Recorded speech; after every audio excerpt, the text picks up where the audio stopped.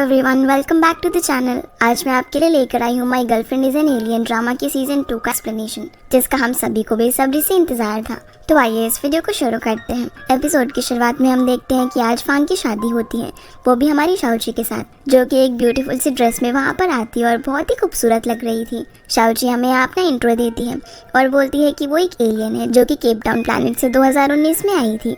यहाँ आकर वो सबसे पहले फांग से मिली और उसका अनाउंसिएटर उसके पास रह गया, जिसकी वजह से इन दोनों में प्यार हो गया। और यहाँ हमें उनके कुछ पुराने मोमेंट्स भी दिखाए जाते हैं। शाओची बोलती है कि अब फाइनली सारे ऑब्स्टिकल्स को ओवरकम करके आज हम लोग शादी कर रहे हैं और सभी लोग काफी खुश होते हैं। वेडिंग शुरू होती है जब ब्राइड और ग्रूम दोनों ही एक दूसरे को एक्सेप्ट करके रिंग पहनाने लगते हैं और फांग यहाँ पर शाओची को उससे फायर को रिंग पहनाता है, जो कि सीजन 1 की शुरुआत में शाओची के ब्लड से बना था, जो देखकर वो काफी इमोशनल हो जाती है। रिंग्स पहनाने के बाद ये दोनों एक दूसरे को किस करते हैं, जिससे इनकी वेडिंग कंप्लीट हो जाती है। लेकिन तभी कुछ ऐसा होता है कि वहाँ पर सब कुछ रुक जाता है। शाओची का साथी टर्टल भी एकदम से हवा में उड़ जाता है और शाओची भी हवा में उड़ने लगती है, क्योंकि उसके प्लैनेट के लोग उसे लेने के लिए आ गए थे। ये देखकर फांग उसे रोकने की बहुत कोशिश करता है, लेकिन शाओची एकदम से वहां से गायब हो जाती है और फांग उसे बचा नहीं पाता। जिसके बाद हम शाओची को उसके प्लैनेट की जेल में देखते हैं, जहाँ उसे सजा मिलने वाली थी, क्योंकि उसने अपने प्लैनेट के रूल्स के खिलाफ जाकर फांग से शादी की थी, जो कि एक पृथ्वीवासी है। शाओची को नहीं पता था कि उसे क्या सजा मिलने वाली है, इसीलिए फांग के साथ वाली अपनी सारी मेमोरीज को वो अपनी रिंग में स्टोर कर लेती है। अब हम उसके प्लैनेट के लोगों को देखते हैं, जो कि उसके लिए सजा डिसाइड कर रहे थे, कि तभी वहाँ पर एक एलियन आता है, जो उन लोगों को बोलता है कि शाओची को पनिश करने से कुछ नहीं होगा। इसमें शाओची की कोई गलती नहीं थी, बल्कि वो तो अर्थ के एक हार्मोन एलिमेंट से इफेक्ट हो गई थी। अर्थ पे एक फांग नाम का बंदा है, जिसने इस हार्मोन एलिमेंट को बहुत ही पावरफुल तरीके से डेवलप किया है और उससे हमारे प्लैनेट को भी खतरा हो सकता है। इसलिए मुझे लगता है कि शाओची का इस्तेमाल करके हम उसे अर्थ पर भेजेंगे, ताकि वो उस हार्मोन एलिमेंट को यहाँ पर लेकर आ सके और हम उसकी स्टडी करें। अब ये एलियन जाकर शाओची की अर्थ वाली सारी मेमोरीज को मिटा देता है और उसका ब्रेन वॉश करके उसमें ये भर देता है कि फांग एक बुरा इंसान है जिसने ये हार्मोन एलिमेंट डेवलप किया है। और जब वो अर्थ पर ड्यूटी कर रही थी तो फांग ने उसे बुली करके उसे जबरदस्ती शादी कर ली। भले ही अब वो उसका हस्बैंड बन गया है, लेकिन फिर भी वो उसका दुश्मन है। और यहाँ ये पर्सन शाओची के पेट कुबरी को भी ह्यूमन फॉर्म में बदल देता है, जिसका नाम शाओबू होगा। जिसके बाद हम इन दोनों को अपनी स्पेसशिप पर देखते हैं, जहाँ ये अर्थ पर जाने के लिए निकल जाते हैं। लेकिन तभी उनकी स्पेसशिप एक रॉक से टकरा जाती है और एक्सीडेंट होने की वजह से दोनों एक दूसरे से अलग हो जाती हैं। अर्थ पर हम फांग को देखते हैं, जो कि अपनी कंपनी के कुछ न्यू प्रोडक्ट्स को लॉन्च करने के लिए एक इवेंट में जा रहा था। इसी बीच शाओची भी अर्थ पर आ जाती है और वो जैसे ही लैंड करने वाली थी तभी उसकी ड्रेस एक पोल में जाकर अटक जाती है।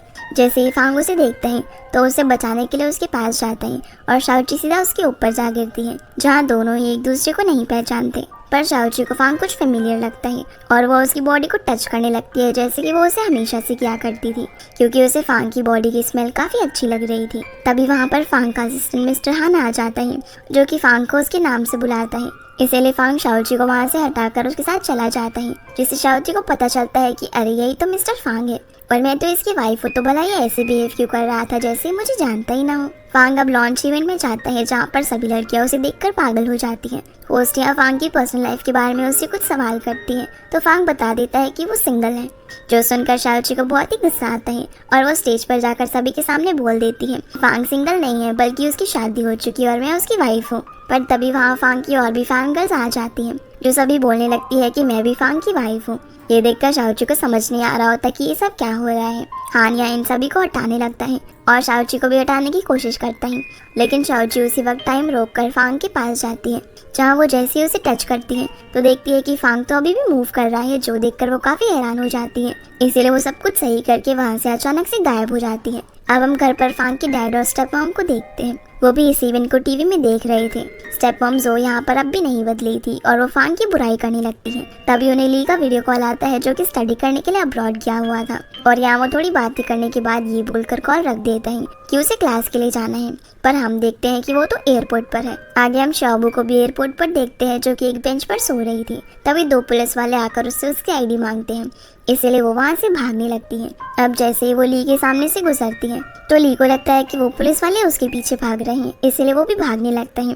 भागते भागते ये दोनों एक जगह जाकर छुप जाते हैं और यहाँ ली को पता चलता है कि पुलिस वाले तो इसके पीछे भाग रहे हैं। लेकिन जैसे ही पुलिस वाले आकर इनको पकड़ने वाले होते हैं तो ये दोनों फिर से भाग जाते हैं, जहाँ ये दोनों जाकर एक जगह छुप जाते हैं और क्योंकि यहाँ शाओबू ली के काफ़ी क्लोज खड़ी हुई थी तो उसका बॉडी टेम्परेचर इंक्रीज हो जाता है, जिसकी वजह से वो एक टर्टल में बदल जाती है। जब ली पुलिस वालों को चेक करके बाहर आता है तो देखता है कि शाओबू तो पहले ही यहाँ से जा चुकी है और उसे वहाँ उसकी जगह एक टर्टल मिलता है। जिसके बाद हम शाओची को देखते हैं जो कि फांग के घर में जाती है, जहाँ वो देखती है कि यहाँ तो उसकी एक भी चीज़ नहीं है और सोचने लगती है कि शायद जब वो फांग को छोड़कर गई होगी तो उसने उसका सारा सामान हटा दिया होगा। फिर वो यहाँ हार्मोन एलिमेंट ढूंढने लगती है, पर जैसे ही उसे यहाँ फांग के आने की आवाज़ आती है तो वो कबर्ड में छुप जाती है। यहाँ से वो छुपकर फांग को देख रही होती है जो कि कपड़े उतार रहा था। वो इतना हैंडसम होता है कि शाओची उसे देखकर अपने होश खोने लगती है, लेकिन फिर वो किस तरह से खुद को कंट्रोल करती है। फांग फिर वॉशरूम में नहाने के लिए चला जाता है और शाओची भी उसकी खुशबू का पीछा करते करते वहाँ पर जाती है, जहाँ वो उसे नहाता हुआ देखकर फिर से पागल होने लगती है, लेकिन किसी तरह खुद को कंट्रोल करती है और सोचती है कि अब वो उसके सोने के बाद ही हार्मोन एलिमेंट को सर्च करेगी। जब फांग सो जाता है तो शाओची फिर से अपना काम शुरू करती है, पर जब वो फांग के पास होती है तो वो उसे नींद में अपने बेड पर लेटा लेता है। इसीलिए शाओची फिर से फांग की स्मेल से डिस्ट्रैक्ट होने लगती है और सोचती है कि काम तो बहुत कर लिया, इसलिए अब थोड़ा आराम किया जाए। फिर वो भी उसके बगल में सो जाती है। अगली सुबह जब फांग उठता है तो वो शाओची को अपने बेड पर देखता है, जिसका हाथ उसकी चेस्ट पर था। ये देखकर वो उसे अपने बेड से नीचे गिरा देता है और पूछता है कि तुम कौन हो। शाओची बोलती है कि वैसे तो मैं नंबर 7 हूँ, लेकिन 8 पर लोग मुझे चाय शाओची के नाम से जानते हैं। फांग उसे पूछता है कि तुम भला यहाँ पर कैसे आई। शाओची बोलती है तुम मेरे सामने यहाँ अमनीसिया के पेशेंट होने का नाटक मत करो, और तुम भला सिंगल्स की तरह क्यों रह रहे हो। फांग को उसकी एक भी बात समझ नहीं आती तो शाओची उसे बोलती है कि हार्मोन एलिमेंट को मेरे हवाले कर दो। फांग उसकी ऐसी बातें सुनकर बोलता है कि ज़रूर तुम्हारे दिमाग में कुछ लोचा है, रुको ज़रा मैं अभी इमरजेंसी नंबर पर कॉल करता हूँ। पर शाओची उससे बोलती है कि हस्बैंड वाइफ के बीच झगड़े तो होते रहते हैं, इसमें दूसरों को इन्वॉल्व करने की क्या ज़रूरत है, और वैसे भी मुझे तुमसे कोई बहस नहीं करनी, इसलिए मैं जा रही हूँ, और बाय बोलकर यहाँ से भाग जाती है। फांग अब मिस्टर हान को कॉल करता है और उसे चाय शाओची के बारे में इन्फॉर्मेशन निकालने के लिए बोलता है। अब हम फिर से शाओची को देखते हैं जो जब बाहर होती है तो वहाँ पर उसे शाओबू अपनी ओरिजिनल फॉर्म में मिल जाती है। वो उससे पूछती है कि तुम भला अपनी ओरिजिनल फॉर्म में वापस कैसे आ गई, तो शाओबू उसे सारी बातें बता देती है और पूछती है कि क्या तुमने हार्मोन एलिमेंट कलेक्ट किया। शाओची बोलती है कि फांग के घर में तो वो नहीं है, तो ज़रूर वो उसकी कंपनी में होगा। तभी शाओबू उसे आज का डेट और टाइम बताती है, जो सुनकर शाओची बोलती है लगता है तुम पागल हो गई हो, अभी 2021 चल रहा है। शाओबू बोलती है कि स्पेसशिप के क्रैश होने की वजह से हम लोग गलत टाइम में पहुंच गए हैं और अभी 2018 चल रहा है। शाओची यहाँ बोलती है कि और तभी मैं सोचूं कि फांग मुझे पहचान क्यों नहीं पा रहा, क्योंकि वो तो मुझसे 2019 में मिला था। जिसके बाद हम फांग को देखते हैं जो कि मिस्टर हान के साथ अपना मेमोरी बैंक चेक करता है, क्योंकि हम जानते हैं कि फांग बारिश होने के बाद अपनी आधी मेमोरी भूल जाता है, पर मेमोरी बैंक में उसे शाओची के नाम की कोई भी इन्फॉर्मेशन नहीं मिलती। जो देखकर फांग मिस्टर हान से बोलता है कि तो फिर वो मेरे घर में कैसे आई।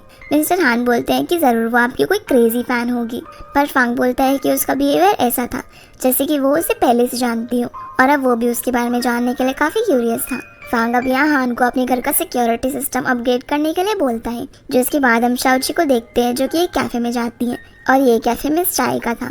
वहाँ वो उनसे चिल्ड पानी मांगती है और टाइम रोककर शाओबू को उसमें रख देती है ताकि वो उसे ठंडा कर सके, जिससे वो अपनी ह्यूमन फॉर्म में वापस आ जाती है। शाओची अब उससे अपने प्लैनेट पर सिग्नल भेजने के लिए बोलती है, क्योंकि वो लोग गलत टाइम में लैंड हो गए थे, पर उनकी अर्थ पर क्रैश लैंडिंग की वजह से शाओबू के नर्व सिस्टम में खराबी आ गई थी, इसीलिए वो सिग्नल नहीं भेज पाती। अब उनके पास यहाँ वेट करके मिशन कंप्लीट करने के अलावा और कोई रास्ता नहीं था।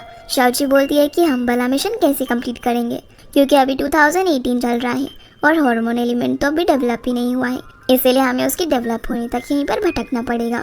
जो जानकर ये दोनों ही बेचारी काफ़ी परेशान हो जाती हैं, पर जैसे ही शाओबू शाओची की रिंग को स्कैन करती है